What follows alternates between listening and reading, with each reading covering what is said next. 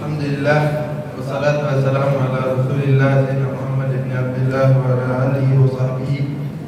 Amma ba'd.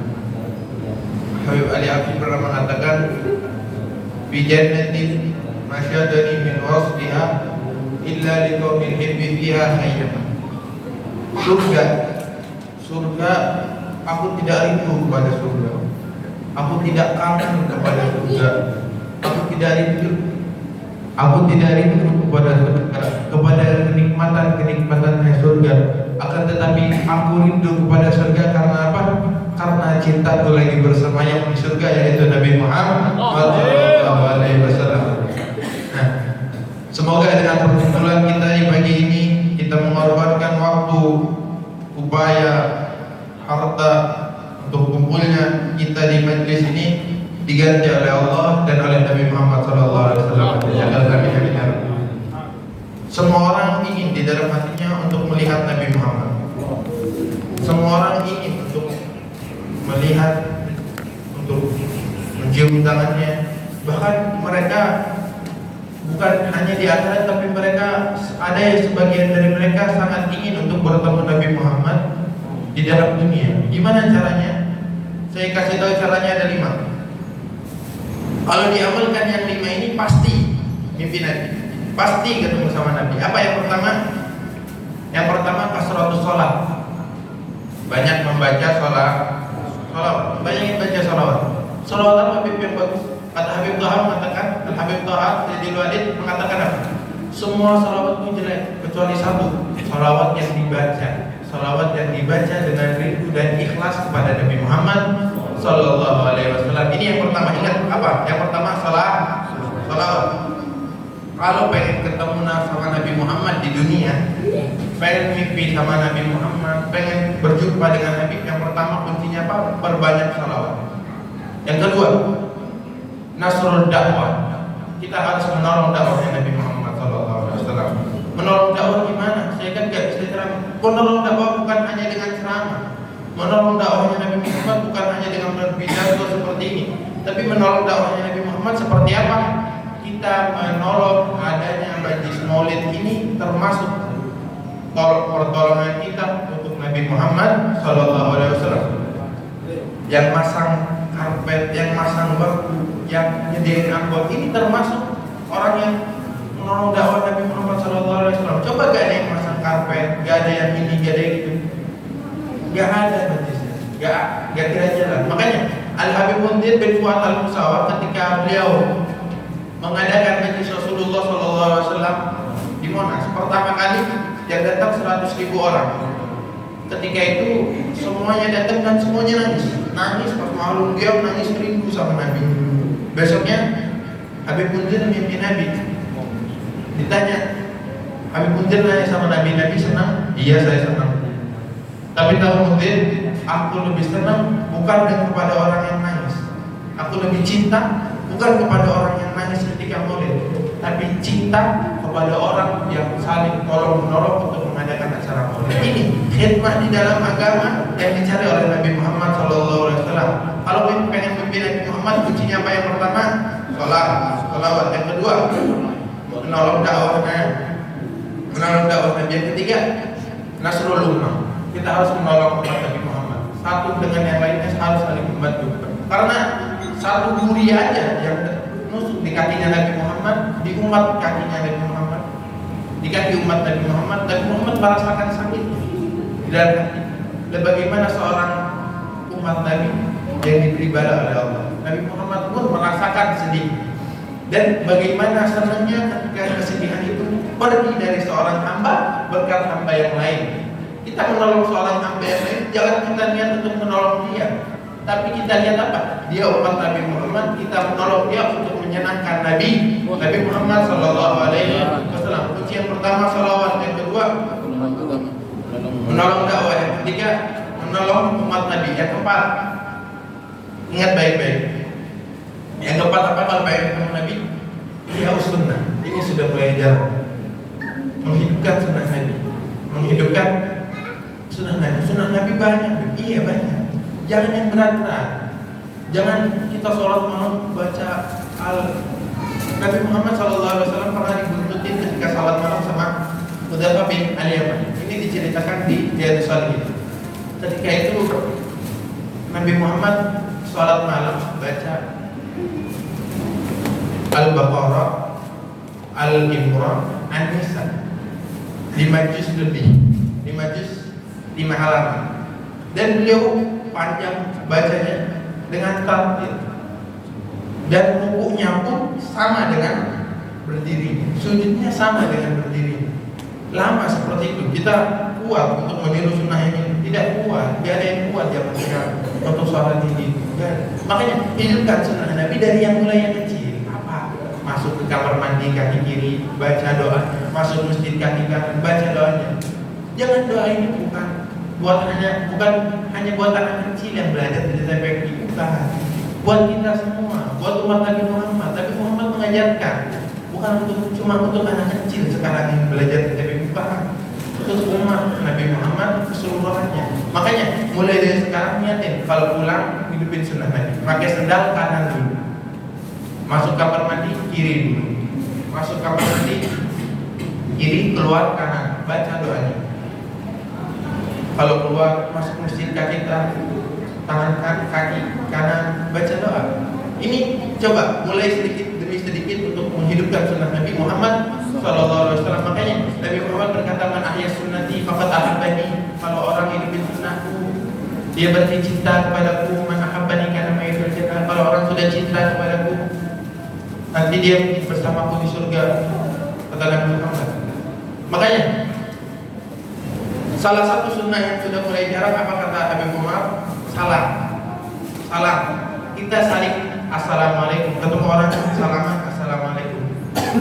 Itu sudah mulai hilang, kata Habib Umar. Makanya kalau ketemu orang di jalan jangan terakspos, jangan lampu, jangan apa? Jangan kau assalamualaikum. Ini sunnah yang sudah mulai jarang di zaman sekarang. Yang pertama tadi perbanyak sholat. Yang kedua Nasrul dakwah, menolong dakwah Nabi. Yang ketiga, menolong umat. Yang keempat, menghidupkan sunnah. Yang kelima, ini agak berat sedikit. Apa yang kelima?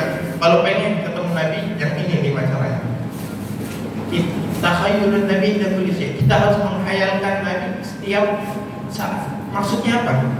Ketika kita masuk kamar mandi, kaki kiri. Ketika itu kita harus memikirkan di dalam otak kita, Nabi masuk kaki kiri ya. Nabi itu kalau masuk kaki kiri. Dengan seperti itu, hati akan saling menghubungkan antara hati dengan hatinya Nabi Muhammad SAW. Nah ini 5 ini kalau diamalkan, insya Allah enggak sehari 2 hari, seminggu 2 minggu, enggak lama mimpi Nabi Muhammad SAW. Amin amin ya rabbal alamin.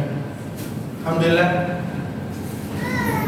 kita diberi anugerah oleh Allah Subhanahu wa taala untuk membaca, sebelum baca Maulid kita baca istighfar, kita bersihin hatinya kita dulu. Ini metode yang sangat tepat menurut saya. Kenapa?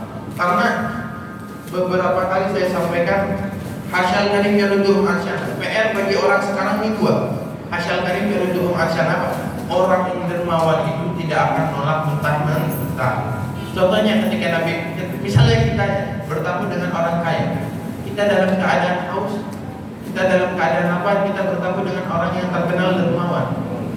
Ketika kita bertamu, pulang kita dalam keadaan kenyang, hilang dahaga, bahkan bukan itu, bawa pisang pulang ke rumah.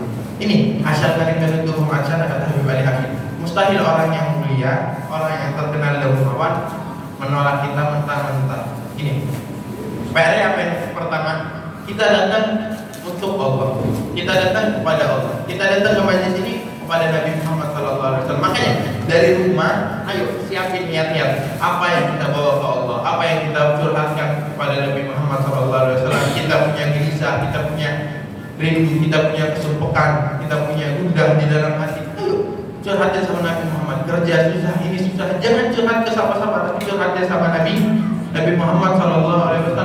PR yang pertama ketika orang datang majelis harus banyak niat. Harus banyak niat yang soleh yang kita akan ungkapkan di majelis tersebut. Yang kedua apa PR-nya? Sebelum datang majelis, makanya kita digiring sebelum baca maulid, baca istighfar. baca istighfar, astagfirullahaladzim wa atubu ilaih. Kenapa? Karena ketika pembacaan maulid tersebut yang dipanggil, yang datang adalah ruhnya Nabi Muhammad SAW. Dan ruhnya Nabi Muhammad ruh yang suci, bukan ruh yang kotor. Dan Nabi Muhammad, ruhnya Nabi Muhammad tidak akan bertemu kepada ruh yang kotor. Makanya sebelum baca maulid, baca istighfar dulu agar ruh kita bersih dan ruh kita bisa bertemu dengan Nabi Muhammad SAW. Ini PR yang pertama, niat yang baik sebelum datang maulid. Yang kedua, istighfar sebelum maulid. Karena ketika Nabi Muhammad SAW sudah lewat dalam hati seorang hamba, sudah menghampiri ruhnya seorang hamba, maka apa kata maulid tadi? Wa idza marra bi tariqin urifa min tibihi annahu qad marra bi. Kalau sudah lewat keciuman, oh ini Nabi Muhammad SAW habis lewat dari kepada orang, habis singgah kepada ruhnya, bukan kepada jasadnya, kepada ruh orang tersebut. Makanya kalau orang habis datang majlis taklim, majlis seperti ini, pulang, itu orang soleh itu bisa melihat mana yang hatinya bersih, mana yang hatinya didatangi oleh Nabi Muhammad SAW. Semoga dengan membaca istighfar sebelum maulid, hati kita bersih dan hati kita bisa berkumpul kepada Nabi Muhammad SAW. Amin amin ya rabbal alamin. Dan sedikit lagi, gimana Bib? Saya pengen cari muka sama Nabi. Kita harus cari muka sama Nabi, cari perhatian sama Nabi. Caranya gimana? Caranya ada 3. Kalau pengen cari perhatian Nabi, apa yang pertama? Datangin majlis maulid. Karena apa? Karena coba kita bayangkan, kita datang dengan majlis maulid, kita keluarkan harta kita untuk beli bensin, kita keluarkan tenaga, waktu luang, kita keluarkan jerih payah kita. Masa Nabi Muhammad SAW tidak akan membalasnya?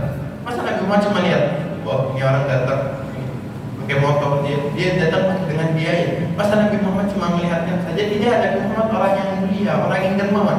Pasti Nabi Muhammad akan memiliki perhatian khusus kepada dia dan memberinya rahmat serta syafaat nanti di hari kiamat. Amin amin ya rabbal alamin. Yang pertama, kalau pengen campur sama Nabi, sering datang majlis maulid. Yang kedua, harus punya, kita ini sebenarnya orang miskin, bukan orang kaya. Miskin apa? Miskin hati. Miskin gara-gara banyak dosa, miskin gara-gara banyak maksiat. Orang-orang soleh yang mereka sudah kaya hatinya, diberi kekayaan oleh Allah, mereka masih merasa miskin. Karena ketika orang yang merasa hatinya butuh kepada Nabi, merasa hatinya butuh kepada Allah, dia manggil Nabi, dia manggil Allah, maka Allah dan Nabi akan langsung datang. Allah akan, Nabi akan selesai masalahnya. Dia curhat sama Nabi tentang satu masalah, karena dia miskin, dia merasa miskin. Nah, miskin hatinya maksudnya, Nabi Muhammad akan datang, akan segera menolongnya. Karena apa? Fa'idha da'ahul miskinu ajabahu ijabatan mu'ajjalah. Kata di dalam maulid tiba, di dalam maulid Ibnudrol, kalau tidak salah. Kalau Nabi dipanggil sama orang miskin, orang yang membutuhkan hatinya, apa? Ajabahu ijabatan mu'ajjalah. Nabi akan jawab, Nabi akan datang. Ijabatan mu'ajjalah disebutkan datang dengan cepat. Makanya kalau kita punya masalah, yang pertama harus rendahin hati. Ngerasa paling banyak dosa, ngerasa paling butuh sama Nabi. Ketika itu sudah ada di dalam hati kita, maka ketika kita manggil Nabi Muhammad, ketika kita curhat sama Nabi Muhammad, maka Nabi Muhammad spontan akan membantu kita. Amin amin ya rabbal alamin. Kalau campur sama Nabi ada 3. Yang pertama tadi apa? Sering datang majlis maulid. Yang kedua, memiliki kerendahan hati, merasa miskin di dalam hati. Yang ketiga apa? Ini PR bagi kita juga. Kita harus menjaga keturunan, menjaga ahlul bait Nabi Muhammad SAW. Makanya Nabi Muhammad mengatakan apa? Di dalam Sahih Muslimnya, ini tartu fikum thaqalain. Aku meninggalkan 2 perkara yang berat. Apa itu? Lautan. Kalau kalian memegang 2 hal tersebut, kalian tidak akan tersesat sampai hari kiamat. Apa? Kitabullah, Al-Quran, wa itrati ahli baiti, dan keturunan Nabi Muhammad SAW. Jika kita zaman sekarang kita mendosa, kita orang yang suka berbuat maksiat, mau sama siapa lagi kita akan tergantung? Kalau bukan sama zuriat Nabi Muhammad SAW. Kalau mereka bisa minta tolong dengan kakeknya, bisa minta tolong dengan kakeknya agar kita semua diberi syafaat oleh kakeknya Nabi Muhammad SAW. Makanya PR kita tiga apa tadi? Sering datang majelis maulid, merasa rendah hati, merasa miskin hati, dan yang ketiga jaga ahlul bait Nabi Muhammad SAW. Kata Nabi, "Qaddimu Quraisyan wa la tataqaddamu wa illa fatahlaku." Ayo duluin kaum Quraisy, duluin ahlul bait, duluin para habaib. Karena apa? Qaddimu Quraisyan wa la tataqaddamu, jangan kalian saling mendahului, tapi dahuluilah para habaib. Karena apa?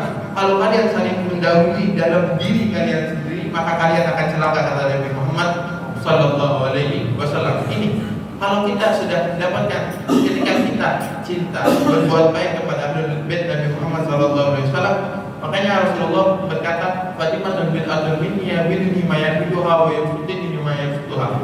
Fatimah adalah potongan dari orang yang menyenangi Fatimah, akan dia berarti menyenangi dan memusuhi Fatimah, menyakiti Fatimah berarti dia menyakitiku. Tidak ada satu hal yang lebih disenangi oleh Sayyidah Fatimah daripada membahagiakan ahlul bait Nabi Muhammad SAW. Makanya, ayo mulai saat ini kita bersama-sama hidupkan lagi sunnah Nabi. Kita bersama-sama muliakan lagi ahlul bait, tambahkan cinta kita, hadirkan majelis maulid, ramaikan, istiqomahkan. Karena ini salah satu jalan kita untuk selamat nanti di akhirat. Tidak ada jalan lagi untuk kita mempunyai waktu khusus kepada Nabi Muhammad SAW sebulan sekali. Makanya kalau ada orang 40 hari tidak kembali kepada Allah, tidak kembali kepada Nabi Muhammad, ini perlu dipertanyakan, apakah orang ini hatinya masih hidup atau tidak. Makanya Nabi Muhammad 40 hari tidak diberi wahyu, Nabi Muhammad gelisah.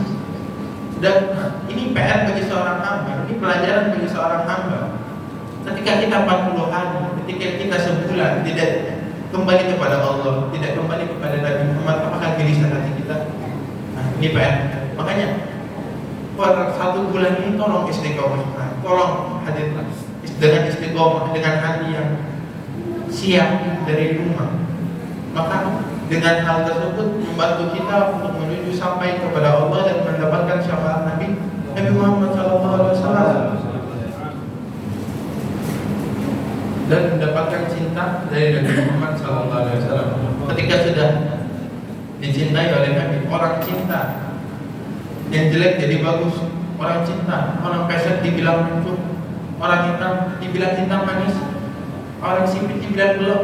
Dan kalau Nabi Muhammad sudah cinta kepada kita, dosa ya seberapapun yang kita lakukan, maksud berapapun yang kita kerjakan, akan tidak ada dibandingkan cinta dan rahmat Nabi Muhammad SAW kepada kita. Kurang lebihnya kayak sekian. Ada lagi satu. Nabi Muhammad SAW pernah duduk di masjid. Ketika itu ada sahabat datang. Oh ya Rasulullah, dosaku sangat besar, dosaku tidak akan diampuni, dosaku sangat besar, lebih ini. Kata Nabi Muhammad SAW, ada apa?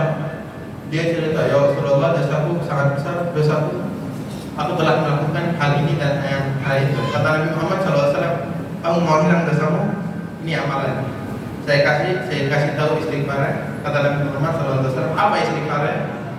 Nanti ketemu lagi dengan saya di pertemuan yang akan datang. Kurang lebihnya mohon maaf bila itu hidayah. Assalamualaikum warahmatullahi wabarakatuh. Insyaallah kesempatan yang akan datang mesti hadir ceramah lagi. Alhamdulillah, terima kasih kepada Anda Syekhan yang telah menjelaskan tentang bagaimana cara kita bisa berjumpa dengan Nabi Sallallahu Alaihi Wasallam, ya, walaupun dalam mimpi ataupun dalam keadaan ya Allah, dengan kasat mata. Yang pertama yaitu kasratus shalah ala Nabi Sallallahu Alaihi Wasallam, banyak kita berselawat kepada baginda Nabi Sallallahu Alaihi Wasallam. Kemudian yang kedua dengan nasrul dakwah, menolong atau membantu perjuangan baginda Nabi Muhammad Sallallahu Alaihi Wasallam. Kalau dulu para sahabat membantu perjuangan baginda Nabi dengan mengangkat pedang, mengangkat tombak, dan kita di zaman sekarang cukup dengan istiqamah menghadiri majelis-majelis maulid, majlis-majlisnya baginda Nabi Sallallahu Alaihi Wasallam dan menghidupkan majlis-majlis tersebut. Kemudian cara yang ketiga agar kita bisa berjumpa dengan baginda Nabi Sallallahu Alaihi Wasallam yaitu dengan Nasrul Ummah, menolong umatnya baginda Nabi Muhammad Sallallahu Alaihi Wasallam. Saya teringat pesan daripada guru saya, ya, bahwasanya Habib Ahmad bin Husain Assegaf pernah berpesan, kalau antum pengen jadi orang kaya, kata beliau, minta sama Allah Subhanahu wa taala jadi orang kaya yang bisa memberikan manfaat kepada umatnya baginda Nabi Muhammad sallallahu alaihi wasallam, agar apa yang kita miliki daripada titipan Allah berupa harta ini bermanfaat dan tidak akan menjadikan mudarat kepada kita. Ini pesan beliau Habib Ahmad bin Husain Assegaf. Kemudian untuk menghidupkan sunnah untuk bisa berjumpa dengan baginda Nabi Sallallahu Alaihi Wasallam, yang keempat yaitu ihya sunnah, menghidupkan sunnah mulai dari yang kecil, ya, tadi pakai sendal, pakai dengan dimulai kanan, masuk kamar mandi mulai kiri, pakai siwak, ya, jangan siwak iblis terus yang dipakai, ya, siwaknya Nabi juga dipakai. Apa siwak iblis? Sekali-kali pakai siwaknya baginda Nabi, hidupkan sunnahnya baginda Nabi Sallallahu Alaihi Wasallam. Ya, kemudian yang kelima yaitu dengan menghayalkan baginda Nabi, atau kita sering membayangkan baginda Nabi Muhammad Sallallahu Alaihi Wasallam dalam keseharian kita. Kita terkadang makan, kita bayangkan baginda Nabi Muhammad makan seperti, ya, kita makan seperti makannya baginda Nabi Muhammad. Kita tidur menghadap ke intijah, ke kanan, ya, menghadap kiblat, mengikuti apa yang dilakukan oleh baginda Nabi Muhammad Sallallahu Alaihi Wasallam. Ya, bahkan ada satu kisah, ada seorang meminta doa kepada Kiai, meminta amalan untuk bisa berjumpa dengan baginda Nabi Sallallahu Alaihi Wasallam. Akhirnya disuruh baca sholawat yang banyak oleh Kiai tersebut selama 40 hari. Setelah 40 hari orang itu datang kepada Kiai, wahai Kiai, wahai Syekh, aku sudah mengamalkan apa yang engkau pesankan kepada aku untuk banyak bersolawat agar aku bisa berjumpa dengan baginda Nabi Sallallahu Alaihi Wasallam. Dan ternyata aku belum juga berjumpa dengan baginda Nabi Sallallahu Alaihi Wasallam. Apa jawab Kiai? Kalau begitu, habis acara ini kamu ikut ke rumah saya. Akhirnya orang itu datang ke rumahnya Kiai, suruh makan yang banyak, tapi tidak dikasih air.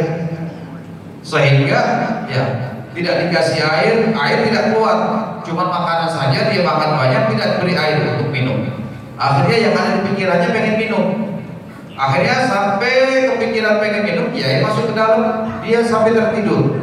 Karena kekenyangan, belum minum, tertidur. Setelah bangun, Kiainya sudah ada di hadapan dia. Kata Kiai, mimpi apa kamu? Iya Kiai, tadi saya mimpi, ya, waktu pulang dari sini mimpinya ketemu, ya, tukang es cendol, saya minum es cendol.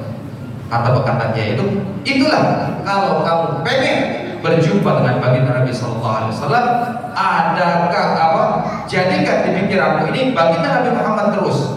Jadikan di hatimu ini baginda Nabi Muhammad SAW terus. Keseharian kita selalu membayangkan baginda Nabi Muhammad SAW. Niscaya kamu akan cepat bisa berjumpa dengan baginda Nabi Muhammad di dalam mimpi ataupun dalam keadaan yang bodoh. Itulah, ya, 5 cara agar kita bisa berjumpa dengan baginda Nabi SAW. Dan orang yang bisa berjumpa dengan baginda Nabi Muhammad di dunia walaupun dalam mimpinya, apa kata beliau? Man ra'ani fil manam wa sayarani fil yaqظah. Barang siapa yang pernah bermimpi berjumpa aku di dalam tidurnya, maka dia akan berjumpa aku dalam keadaan jaga. Dan kelak di akhirat, apa kata baginda Nabi SAW? Wailun liman lam yarani yaumal qiyamah. Termasuk golongan orang-orang yang celaka di akhirat nanti apabila seorang tersebut tidak bisa memandang wajahku kelak di hari kiamat. Na'udzubillah. Mudah-mudahan berkat kita hadir maulid, kita cinta kepada baginda Nabi Muhammad SAW, kita kelak bisa dikumpulkan bersama baginda Nabi Muhammad SAW, bisa memandang wajahnya baginda Nabi Muhammad. Bahkan bukan hanya di akhirat, di dunia pun kita mohon kepada Allah agar diberikan anugerah untuk bisa memandang wajahnya baginda Nabi Muhammad walaupun dalam mimpi kita. Amin ya rabbal alamin. Kurang lebihnya saya mohon maaf. Allahumma waffiq lahu min thariq. Insyaallah untuk bertemu, kita akan berjumpa kembali di kesempatan yang akan datang, di bulan yang akan datang tanggal 27 November ya jam 9 seperti biasanya. Wallahu muwaffiq ila aqwamit thoriq. Wassalamualaikum warahmatullahi